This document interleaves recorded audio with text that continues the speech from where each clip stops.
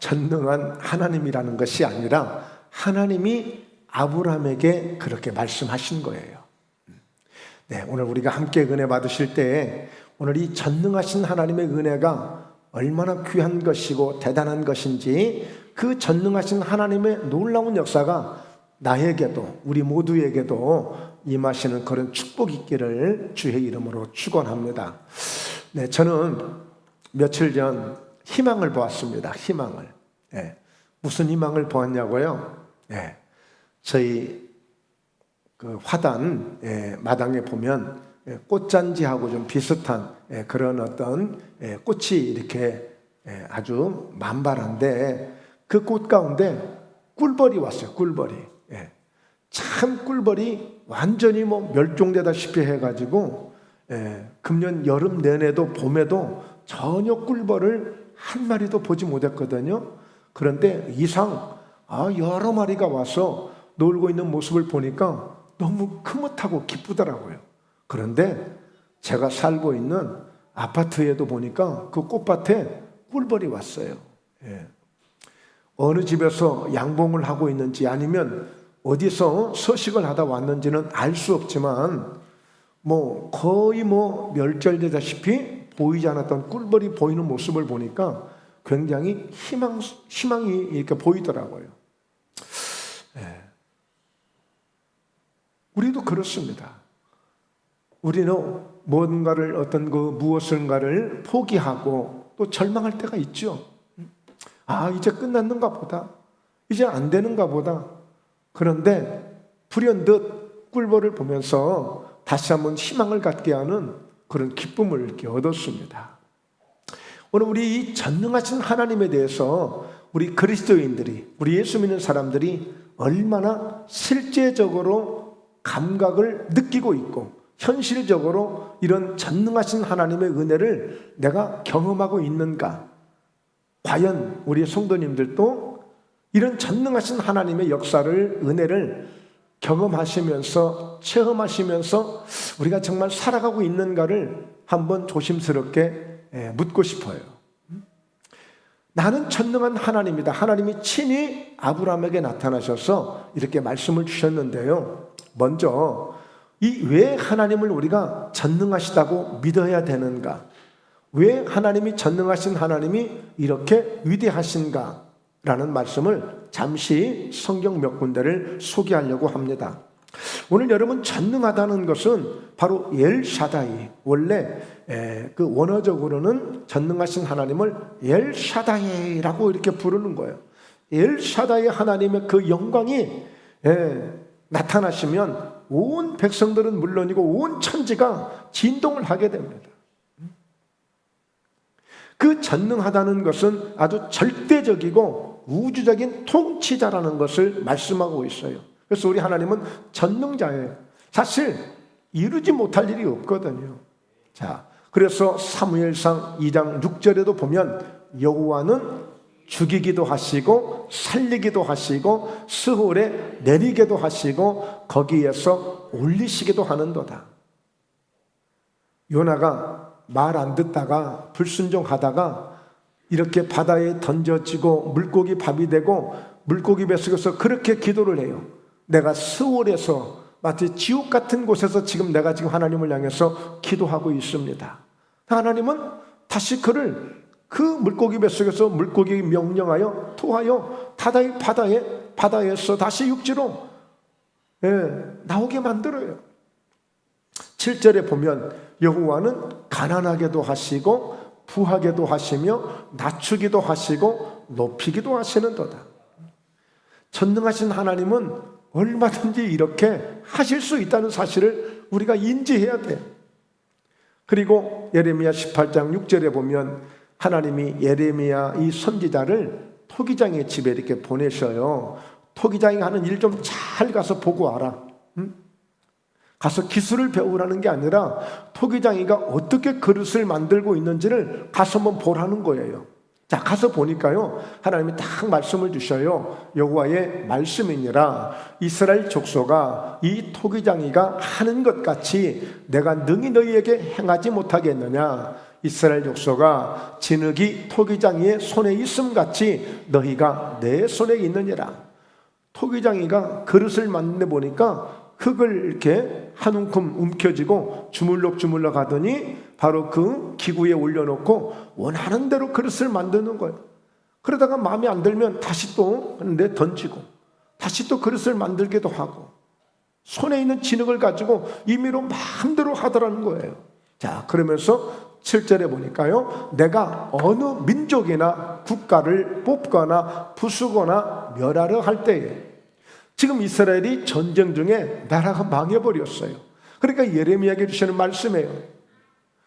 이스라엘 백성들이 하도 우상을 섬기고 하나님을 거부하고 하나님을 떠나서 사는 그들을, 말하자면 하나님이 그 민족이나 국가를 뽑아버린 거예요. 그러나 부수거나 멸하려 할 때도 하나님이 얼마든지 토기장이가 손에 진흙 한 움큼 움켜쥐고 임의로 하듯이 하나님은 그 그릇 정도가 아니라 한 나라 정도를, 한 민족 정도를 아예 뽑기도 하고 심을 수도 있는 그런 전능하신 하나님이심을 예레미야에게 보여주고 있는 거예요.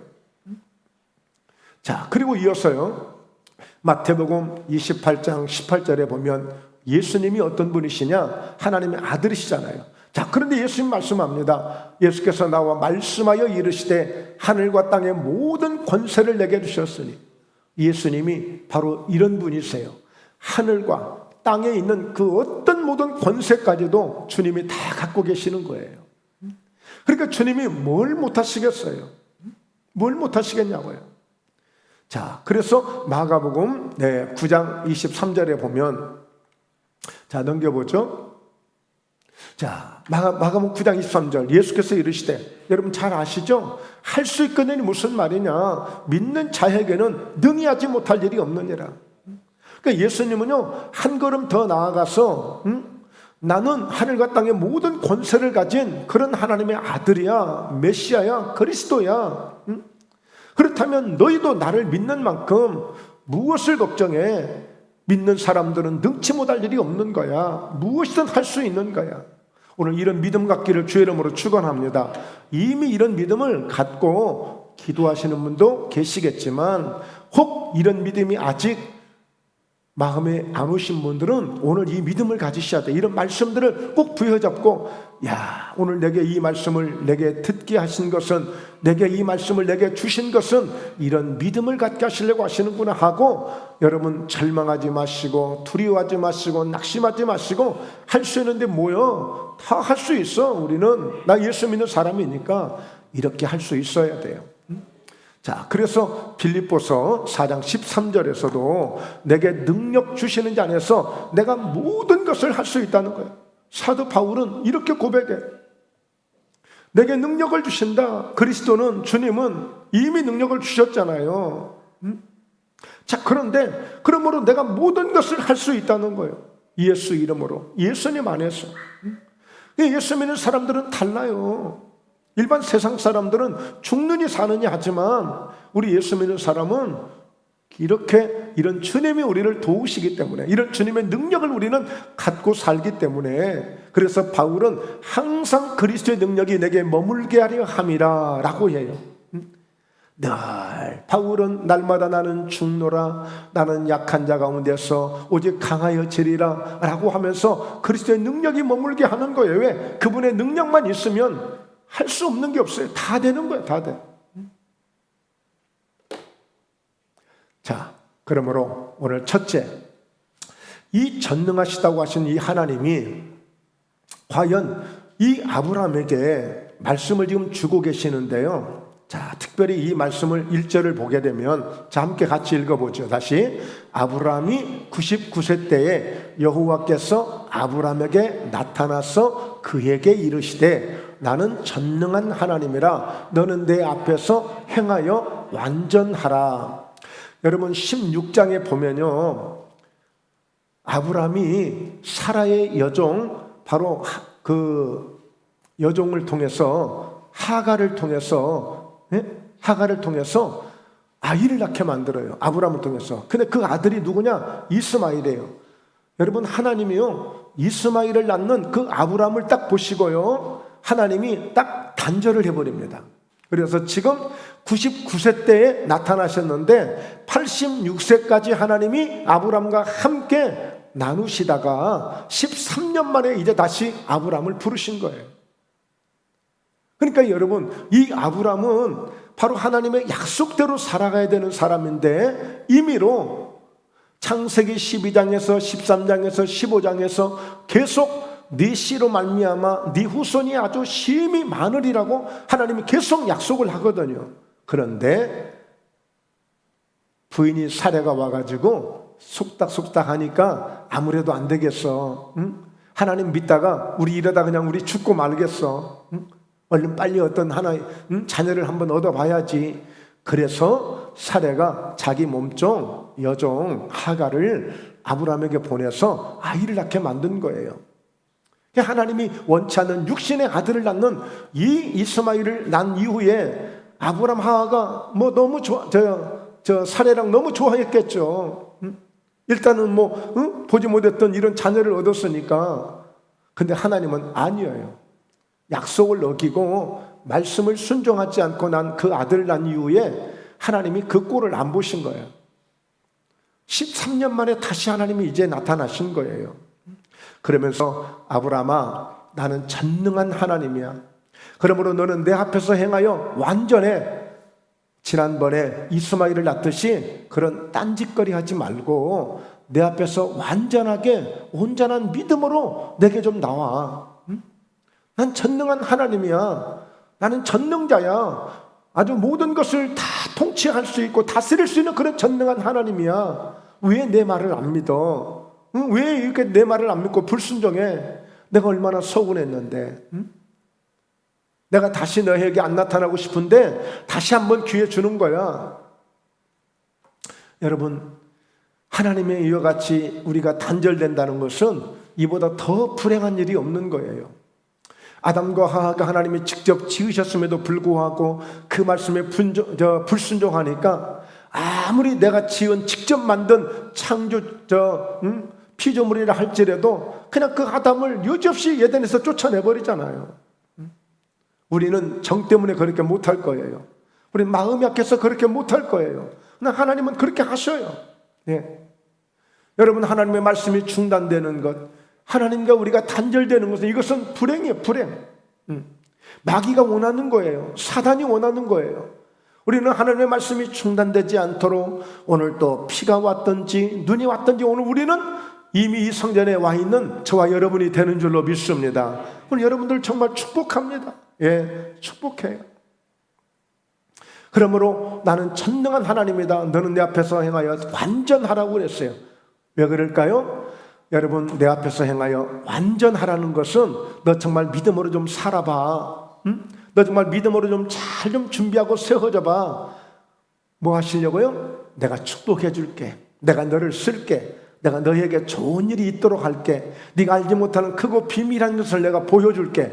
준비하게 하시는 거예요. 좀 믿음으로 살아라. 기도하면서 살아라. 감사하면서 살아라. 자꾸만 우리를 다독이는 것은 반드시 준비가 되면 하나님이 주고 싶은 게 있는 거예요. 주고 싶은 게 있어요. 자, 보세요. 그래서 오늘 하나님이 전능한 하나님이 무엇을 하시는가를 오늘 함께 소개하려고 하는 거예요. 네. 자, 보니까 내가 내 언약을 너와 너 사이에 두어 너를 크게 번성하게 하리라 하시니, 이게 무슨 언약을 했냐면 창세기 12장에 이미 네 후손이 창대할 것을, 네 이름이 창대케 될 것을, 네가 모든 민족의 조상이 믿음의 조상이 될 것을 이미 약속했어요. 보니까 조카 롯 때문에 서로 이렇게 싸우고 그 목자들이 싸우고 서로 헤어지거든요. 그때 모든 것을 조카에게 다 양보해요. 하나님이 다시 한번 아브라함에게 약속합니다.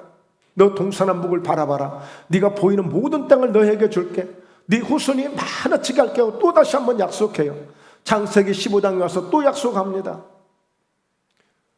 아브라함아, 너 밖에 좀 나와봐. 저 하늘의 별을 좀 셀 수 있는지 한번 좀 세어봐. 아이고, 별이 많네요. 네 자손이, 네 후손이 이렇게 많을 거야. 다시 한번 약속을 합니다.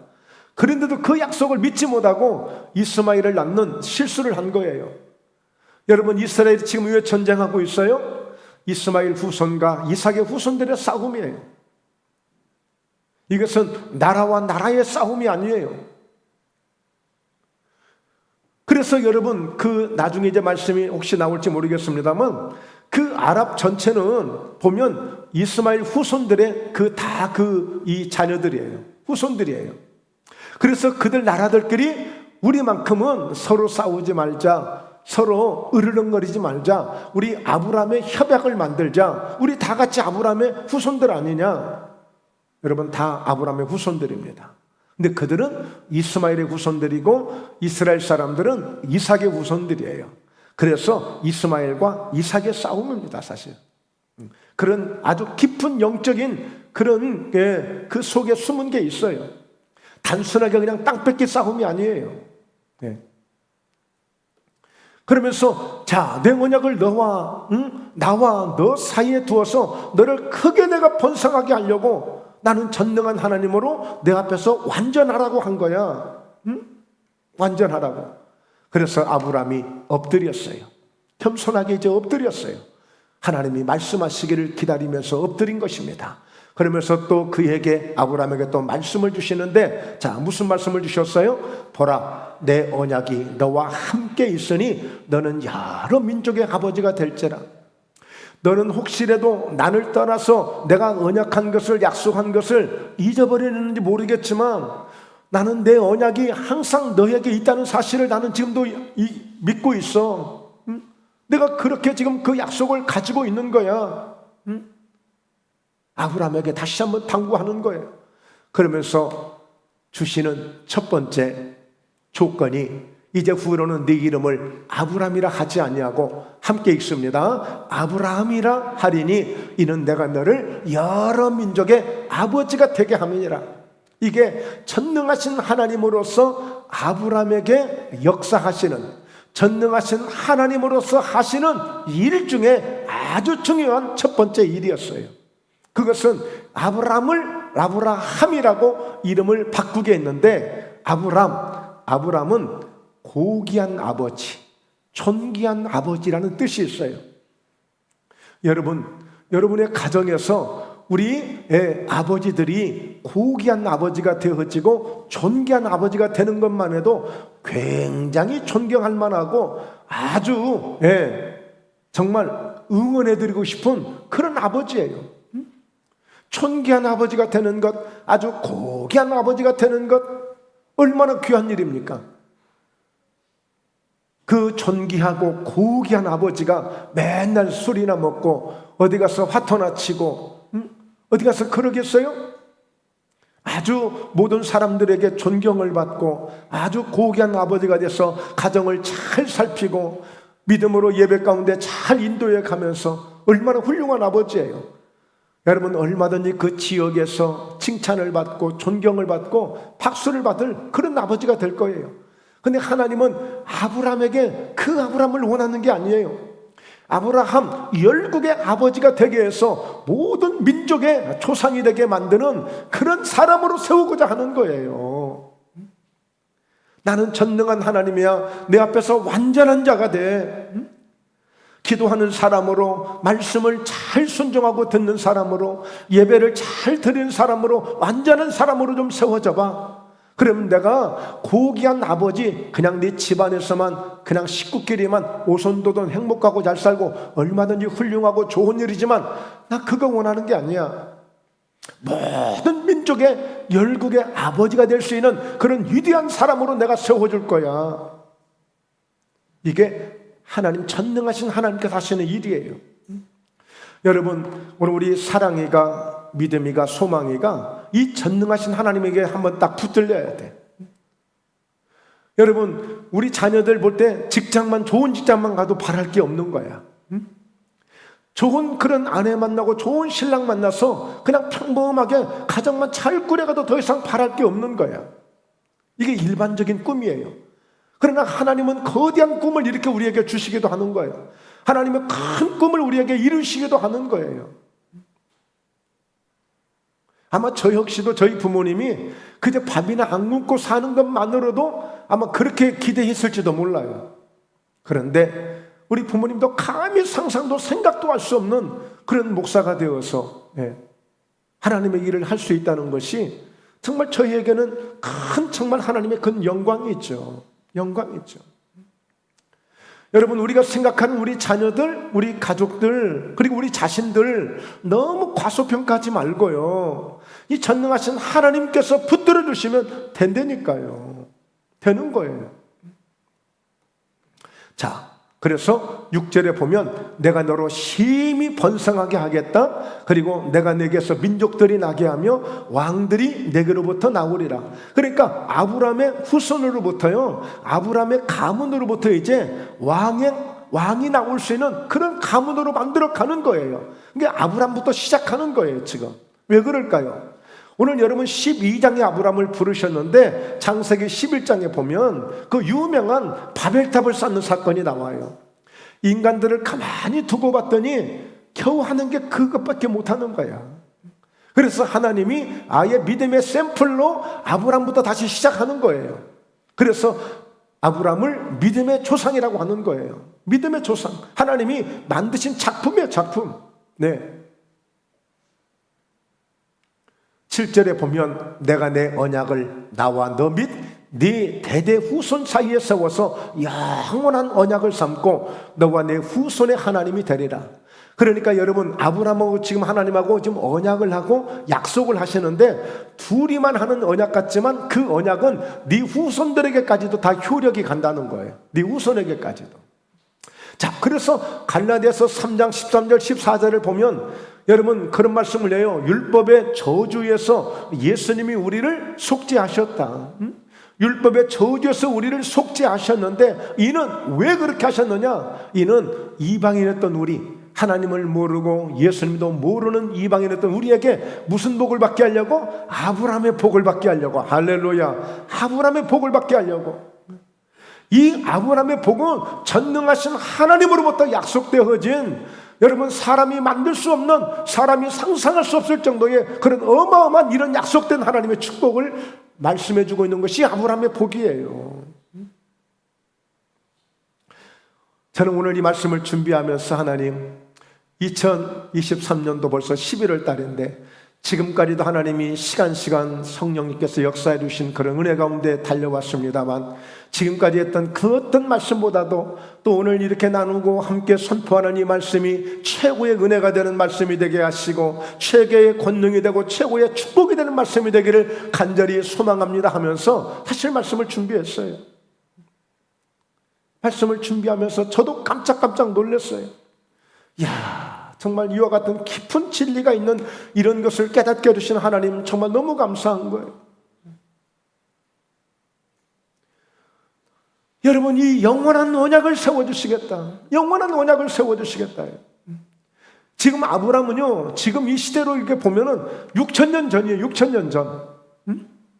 예수님과 우리 사이 2,000년 전. 예수님 시대부터 다윗까지, 또 그리고 저 아브라함까지. 약 4,000년, 6,000년이 아니고 4,000년 정도. 제가 잠시 운동했어요. 4,000년 정도. 그런 오래된 그런 이 시간이 지났지만 그 하나님이 전능하신 열사자의 하나님, 그 하나님의 그 약속 언약은 지금도 유효하게 지금 오고 있다니까. 8절 보세요. 내가 너와 내 후손에게 네가 거류하는 이 땅, 곧 가나안 온 땅을 주어서 영원한 기업이 되게 하고 나는 그들의 하나님이 되매라.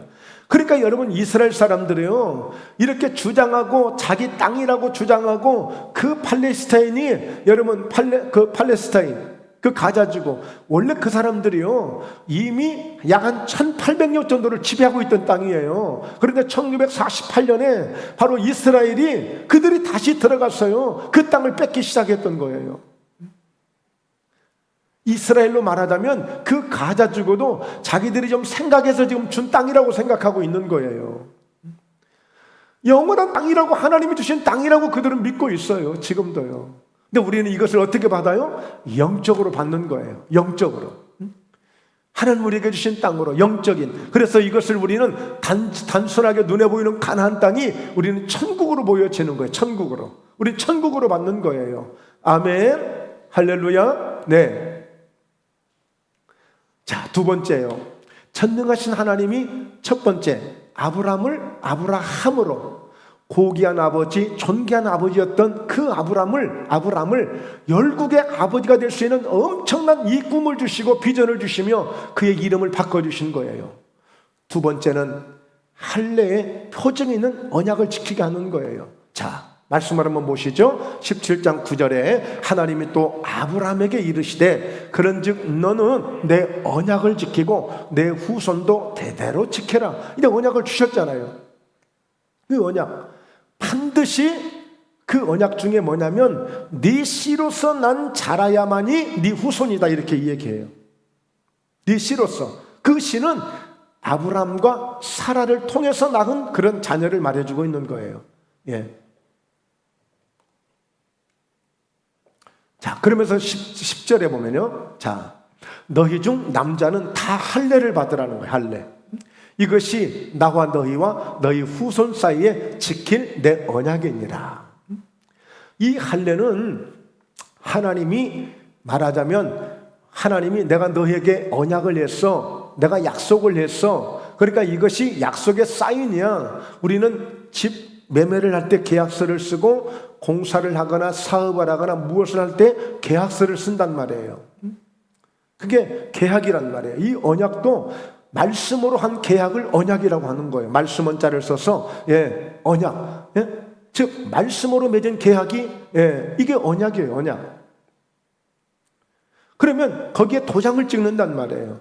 그런데 그 시대에 하나님하고 어떻게 무슨 도장을 찍어요? 그래서 하나님이 우리가 그 언약했던 것, 아브라함하고 언약을 하시는데, 이제 아브라함 이후에 모든 이 자손들은 언약 백성이 된 겁니다. 자연스럽게 영원토록 후손 대대로 그 언약을 지키라고 했기 때문에, 그래서 이 하나님이 언약하신 사실을 믿는 사람들, 이 언약을 가지고 있는 사람은 반드시 뭘 해야 되느냐? 할례를 받아야 돼. 할례. 특히 남자들은 다 할례를 받아야 되는데, 자, 말씀을 한 번 더 보죠.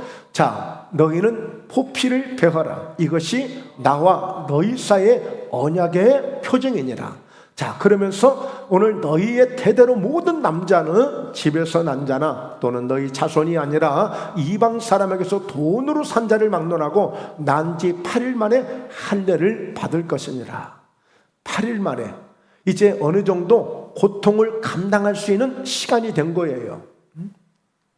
그 정도 8일째에 바로 이제 이 할례를 받도록 했는데, 남자면 이 할례는 무엇을 의미하냐면, 남자들만이 알 수 있는 것이겠지만, 여러분, 그 포피를 베어냄으로 말하자면 완전히 하나님 앞에 구별된 모습으로 나가는 거예요.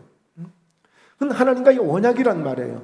그런데 신약에 와서는 바울도 그렇게 말을 합니다만, 마음의 할례를 받아라. 겉으로 할례를 받았으니까 이제 뭐예요? 사람들이 그 하나님의 진정한 그런 의미보다는 나 할례 받았으니까, 나 이런 표정이 있으니까 나 구원 받았어, 그냥 어떤 겉으로 보이고자 하는 그런 행위가 아니에요. 진심으로 하나님이 왜 이 할례를 받게 했는지를, 하나님이 이 약속을 주셔서 이 약속을 반드시 이루시겠다고 하는 것을 믿음으로 받아서 하나님이 내게 이런 약속을 주신 것을 감사하면서 이 표정을 가지고 살아야 되는데, 나 이렇게 했으니까 뭐 나 괜찮아. 그런데 바울은 내 몸에 흔적을 갖습니다. 그리고 내 마음의 할례를 받습니다. 즉 다시 말해서 예수님을 통해서 우리에게 주신 구원의 약속들, 또 영원한 그 영생을 받기로 작정된 이런 모든 약속들, 이 모든 것들을, 이 약속을, 언약을 마음에 새기는 거예요. 마음에. 여러분, 십계명을 돌판했었습니다. 그러면 그 십계명을, 돌판을 우리가 가지고 사는 것이 아니라 그 돌판에 새긴 하나님의 말씀을 내 마음판에 새기라 그랬잖아요. 그래서 이제는 우리가 이 신약 시대에 와서는 할례를 꼭 하는 것은 아니에요. 그러나 대신 무엇을 하느냐? 세례를 받는 거예요. 이 할례는 오늘날 이 시대는 세례로 우리가 비교할 수 있습니다. 세례는 예수님의 죽음과 함께 참여하는 것이고, 예수님의 부활과 함께 참여하는 것으로 예수님과 함께 죽고 예수님과 함께 사는 것입니다. 여러분, 즉 언약이라는 것은 책임이 있는 거예요. 상대방은 지켰는데 나는 안 지키면 안 되고, 나는 지켰는데 상대방이 안 지키면 안 되는 거예요. 그래서 심지어 여러분 조폭들도, 여러분 우리나라는 조폭이다, 깡패다 이렇게 표현합니다만 일본은 야쿠자라고 표현을 해요. 이 야쿠자는요, 한번 그 소속이 되어지면 같이 서로 피와 피로 혈맹을 맺습니다. 여러분 서로 피를 섞어서 여러분 그 조직을 해요. 그건 어떤 의미예요? 이 조직을 떠나면 죽음으로 갚아야 돼요. 죽음을 각오하고 이 조직을 떠나야 돼요. 그러니까 여러분 이 언약은, 계약은 무서운 것이에요. 저도 한번 사기를 맞아본 적이 있는데요. 아무리 설명해도 안 돼요. 설명은 통하지가 않아요. 도장 찍은 계약서, 문서에 있어야 돼요. 녹음한 녹취록이 있든지, 서류가 있든지, 도장을 찍은 게 서로 사인한 게 있든지, 이게 없으면 안 되는 거예요. 이게 없으면 안 돼. 아무리 설명해봐야 소용없어요. 전 그래서요, 정말 이 서류가 얼마나 중요하다는 것을 절실하게 경험한 사람이에요. 그래서 이 계약이 무서운 겁니다. 그냥 덜컥 여러분 도장 찍는 거 아니잖아요. 덜컥 계약하는 거 아니잖아요. 책임을 져야 돼, 책임을. 그러니까 하나님도 아주 생명을 걸고 계약을 하는 거예요. 그래서 출애굽기 25장에 보면 그런 말씀이 있어요. 24장인가요? 25장인가? 네. 십계명을 주시고 율법을 주시고 백성들에게 이것을 다 반포를 해. 와, 너무 좋은 거야. 응?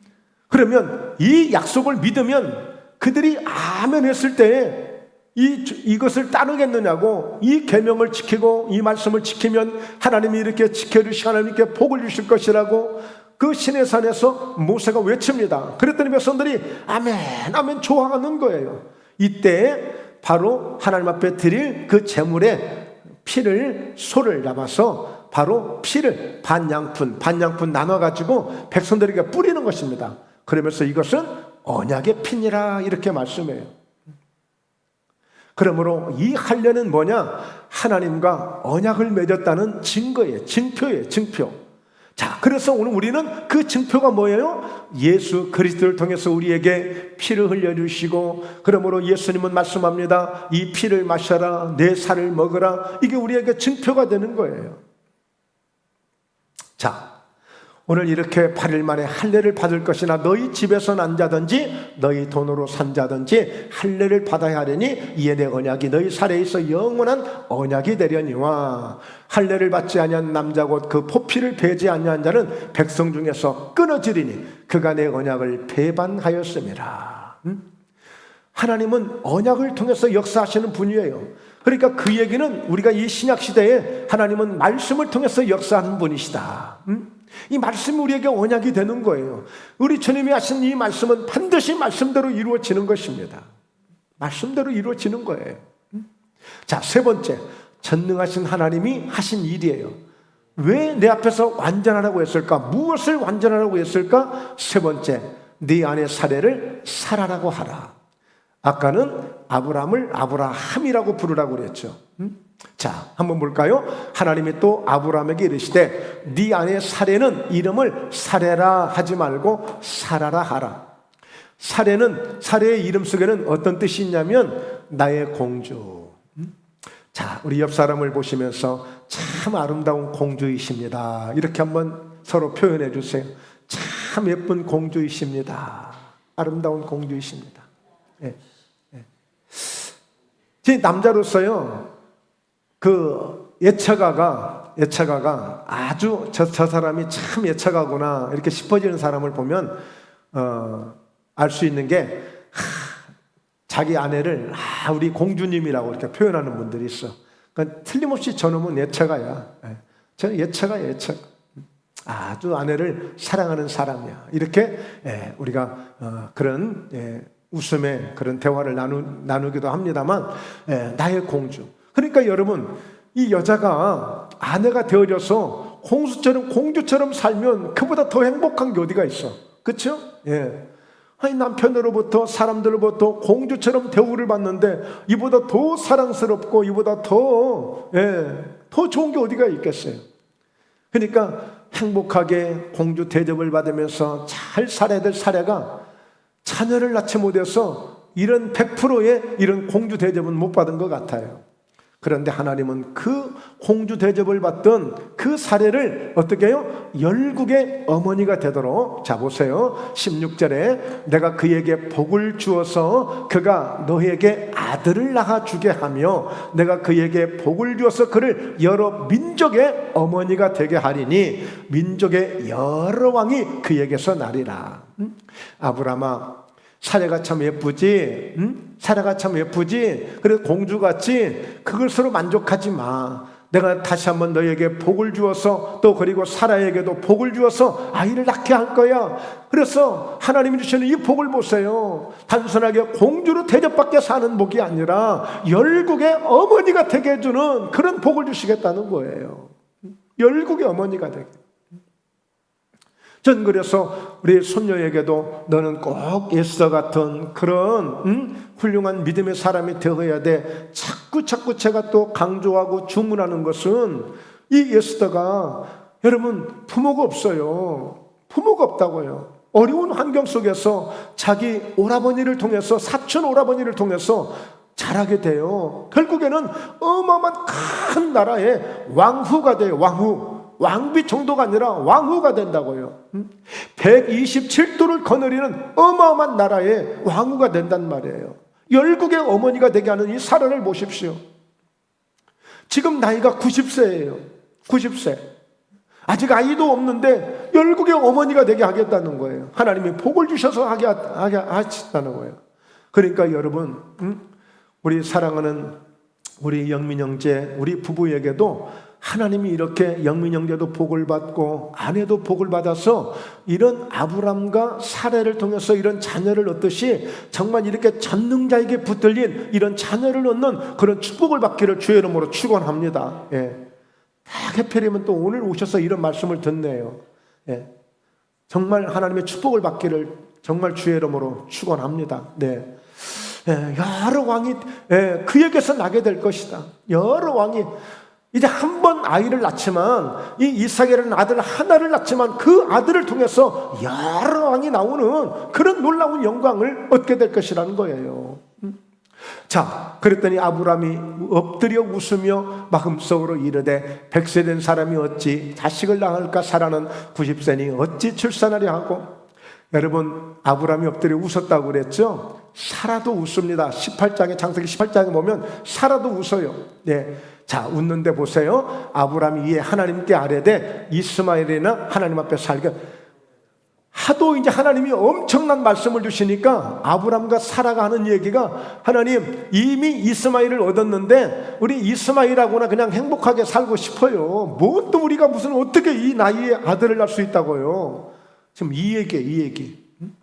그러니까 하나님이 주시겠다고 하는데도 아브라함이 이스마엘, 지금 낳은 이스마엘 13살짜리, 지금 데리고 놀기 좋은 13살짜리 이스마엘하고 하나님 앞에서 살기를 원합니다. 이렇게 고백을 해요. 그랬더니 19절에 하나님이 이르시되 아니라 네 아내 사라가 너에게 아들을 낳으리니 너는 그 이름을 이삭이라 하라. 내가 그와 내 언약을 세우리니 그의 후손에게 영원한 언약이 되리라. 이삭은 기쁨이란 뜻이에요. 기쁨이란 뜻. 그러니까 너 진짜 기쁨이 너 뭔지 알아? 내가 진짜 기쁨을 내가 얻게 해줄게. 너 이스마엘만 나도 기뻐서 지금 네가 이스마엘하고 살겠다고 했지? 그거 비교할 정도가 아니야. 비교할 정도가 아니야. 네 아내 사라를 통해서 정말 그 사라가 배가 아파보고 배가 불러보고 10달을 채워서 얻은 아들이 얼마나 기쁜지 그 기쁨을 얻게 해줄게. 사랑하는 성도 여러분, 여러분들이 무엇 때문에 기뻐하셨어요? 돈 얼마 버신 것 때문에? 자녀가 보너스 받아서 뭐 선물 사준 것 때문에? 여러분, 그 기쁨보다도요, 여러분 상상을 초월할 수 있는, 정말 감히 상상도 할 수 없는 그런 기쁨을 얻으시는 이런 은혜가 하나님을 통해서 올 수 있다니까요. 하나님을 통해서 이런 기쁨을 얻어보셔야죠. 이런 기쁨을. 저도 놀기 좋아하고 또 운동도 좋아하고, 일반적인 기쁨은요 어디 가서든지 쉽게 얻을 수 있어요. 그런데 정말 하나님 주시는 이 기쁨, 아브라함이 100년 만에 처음으로 느껴보는 이 기쁨을 하나님이 주시겠다는 거예요. 이 이삭을 주시겠다는 거예요. 오늘 여러분들에게 정말 하나님 주시는 기쁨을 한번 맛보시기를 바랍니다. 이런 하나님 주시는 기쁨이 얼마나 위대한가를 한번 경험할 수 있기를 바랍니다. 이스마엘에 대하여는 내가 너의 말을 들었나니 내가 그에게 복을 줘서 그를 매우 크게 생육하고 번성하게 할지라 그가 12두령을 낳으리니 내가 그를 큰 나라가 되게. 그러니까 여러분, 이스마엘에게도 아브라함이 이스마엘을 사랑했어요. 비록 사라의 종 하갈을 통해서 낳은 아들이지만 어차피 자기 신을 씨잖아요. 그러니까 아브라함도 이스마엘을 사랑했어요. 그러니까 그가 아브라함이 이스마엘을 끔찍이 생각하는 것을 보고 하나님이 걱정하지 마. 이스마엘도 내가 이렇게 많이 축복해 줄게. 그래서 아랍이 그렇게 큰 거예요. 12두령이나 되는. 그러니까 이 야곱을 통해서 12지파를 세워서 12지파의 큰 족속이 이루어지는 것처럼 마찬가지로 오늘 아랍권에도 이스마엘도 12두령을 낳으리니 많은 자손을 낳게 주겠다는 거예요. 그리고 여러분, 이 사우디아라비아나 아랍에미리트나 이런 얼마나 큰 소리 텅텅 칩니까? 예? 여러분 막 돈이 막 넘쳐나요. 그들도 하나님이 축복해 주셨다니까요. 네. 그래서 21절 내 언약은 내가 내년 이 시기에 사라가 내게 낳을 이삭과 세우리라. 그러니까 1년 후에 딱 이맘때 바로 이삭이라는 아들을 얻게 해서 그 아들한 이삭에게 다시 한번 내가 언약을 내가 세워주겠다. 이 이삭으로부터 이 언약이 시작된다는 것을 말씀해 주고 있는 거예요. 22절 하나님이 아브라함과 말씀을 마치시고 그를 떠나 올라가셨더라. 자, 보세요. 오늘 하나님이 이렇게 전능하신 하나님으로 아브라함에게 이스마엘을 낳은 이후에 13년 만에 다시 나타나셔서 내가 전능하시다는 것을, 그리고 이 언약에 대해서 아주 중요하게 말씀해 주셨고, 이 언약을 이루기 위해서 아브라함을 아브라함으로 이름을 바꿔주시고 이어서 할례를 받게 하셔서 표징을 갖게 만들고, 또다시 바로 사례를 사라로 이름을 바꿔서 열국의 어미가 되게 하셔서 이 약속을 이루셨거든요. 그래서 마지막 이 소개된 이 단어들을 설명하면서 말씀을 마치겠습니다. 자, 보면 창세기 17장 1절에 내가 전능한 하나님이라고 그랬잖아요. 자, 우리는 지금 이 시대에 이 말씀을 우리가 어떻게 받아들일까? 어떻게 적용하면 좋을까? 자, 생각해 봤어요. 자, 그랬더니 말씀 넘겨보죠. 자, 마태복음 16장 16절 같이 읽습니다. 시몬 베드로가 대답하여 이르되 주는 그리스도시요 살아계신 하나님의 아들이시니다. 우리가 전능하신 하나님을 통해서 아브라함에게 역사하신 그 하나님은 하나님의 그 아들, 하나님의 그 아들 예수를 통해서 그리스도로 이 땅에 보내주신 거예요. 그리스도는 기름 부음을 받은 자라는 뜻이에요.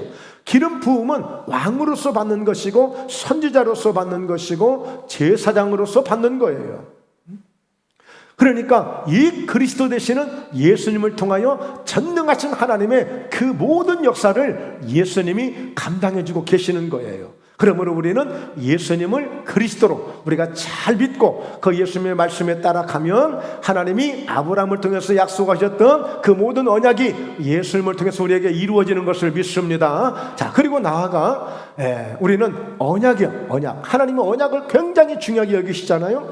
언약을 너 안에 나와 너 및 네 대대 후손 사이에 세워서 영원한 언약을 삼고 그 언약은 지금까지 우리에게 이루어지고 있는 거예요. 자, 그런데 예수님은 바로 오늘 이 십자가를 통해서 우리에게 언약을 주셨어요. 무슨 언약을? 자, 이르시되 다 이루었다 하시고 머리를 숙인 영혼이 떠나가시니라.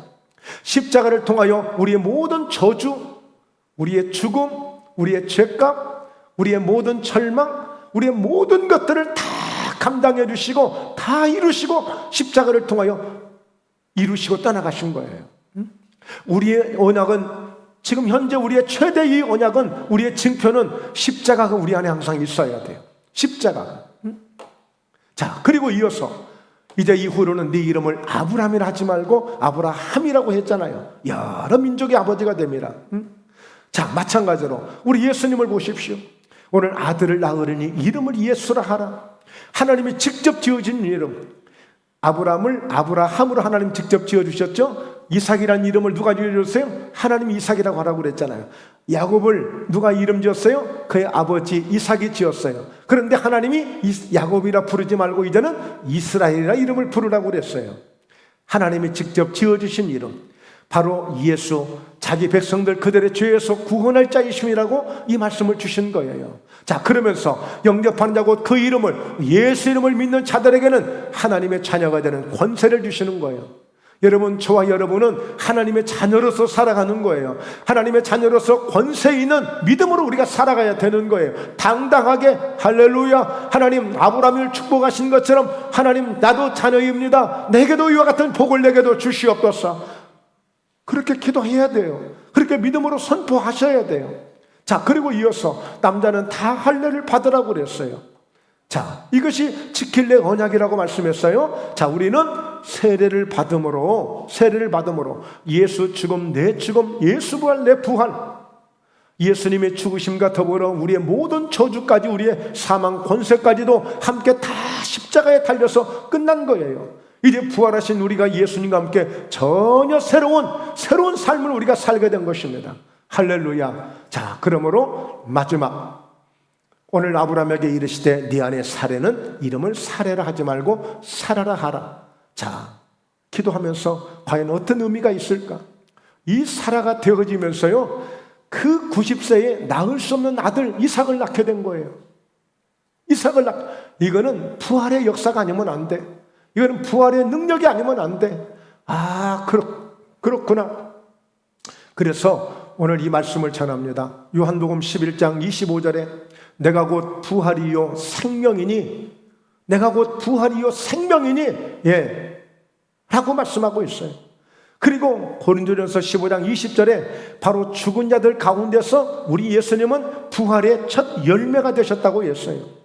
오늘 사례를 통해서 낳은 그 아들 이삭은 마치 죽은 자 가운데서 살아난 것처럼 다 죽었다고 생각했던 네태에서 그 아들을 얻게 된 거예요.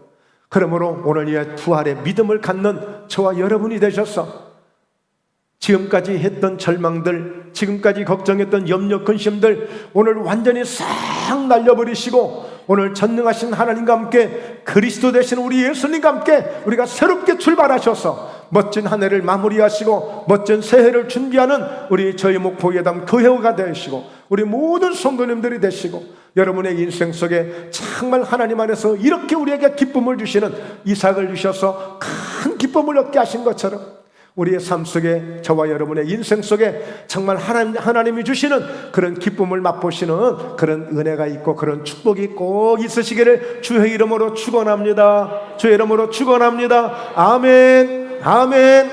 하나님 아버지, 우리 사랑하는 목포예담 교회가 이렇게 하나님의 여호와의 전능하신 하나님의 엘샤다이 하나님의 복을 받게 하시고 주 예수 그리스도의 은혜가 항상 충만한 제단이 되고 교회가 되고 저희 모두가 되어지도록 은혜를 부어주시니 감사합니다. 주님 오시는 그날까지, 주님 앞에서는 그날까지 우리 모두가 함께 날마다 성령 충만하고 믿음으로 완전하여 잘 준비하여 전능하신 하나님께로부터 오는 축복, 그리스도로부터 오는 이 놀라운 영적인 축복, 우리 삶의 부유의 축복도 항상 넘쳐나도록 인도해 주심을 믿습니다. 하나님 이삭을 얻게 하신 것처럼 우리에게도 큰 기쁨의 영혼을 얻게 하시고 새로운 영혼의 이삭의 영혼을 얻어서 우리 모두가 함께 기뻐하고 하나님 앞에 영광을 돌리는 아름다운 복된 우리의 인생이 되어질 수 있도록 인도하여 주시옵소서. 거룩하신 예수님의 이름으로 기도드리옵나이다. 아멘, 아멘.